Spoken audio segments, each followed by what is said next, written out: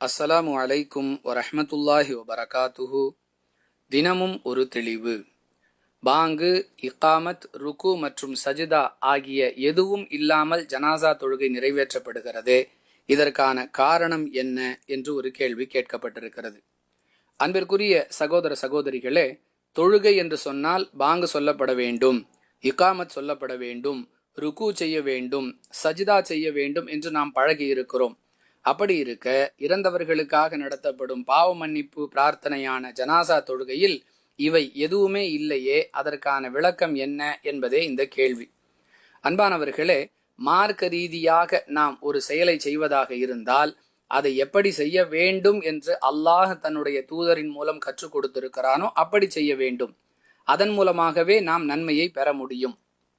அந்த வகையில் மரணித்தவர்களுக்கு பாவ மன்னிப்பு தேடி நடத்தப்படும் பிரார்த்தனையாகிய ஜனாசா தொழுகைக்கு முன்பு பாங்கு சொல்லுவதையோ இகாமத் சொல்லுவதையோ அல்லாஹ் தன்னுடைய தூதர் மூலமாக நமக்கு கற்றுத்தரவில்லை.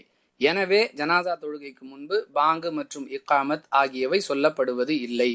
மேலும் தொழுகை என்றால் அதில் ருக்கு இருக்க வேண்டும், சஜிதா செய்யப்பட வேண்டும் என்ற கேள்வியும் இருக்கிறது. அன்பானவர்களே, ஜனாசா தொழுகையை எப்படி தொழ வேண்டும் என்று அல்லாஹுடைய தூதர் அவர்கள் கற்றுக் கொடுத்த அந்த வழிகாட்டுதலில் நாம் இப்பொழுது எப்படி தொழுகிறோமோ அப்படித்தான் சொல்லித்தரப்பட்டிருக்கிறதே தவிர ருக்கு செய்வது பற்றியோ சஜிதா செய்வது பற்றியோ அல்லாஹுடைய தூதர் அவர்கள் நமக்கு கற்றுத்தரவில்லை. மார்க்கம் கற்றுத்தராத ஒரு காரியத்தை மார்க்கம் என்ற பெயரால் செய்வதற்கு நமக்கு எந்த அனுமதியும் இல்லை. எனவே ஜனாசா தொழுகையில் ருக்கு மற்றும் சஜிதாவை செய்வதில்லை. ஜனாசா தொழுகைக்கு முன்பு பாங்கு மற்றும் இகாமத்தும் சொல்லப்படுவதில்லை.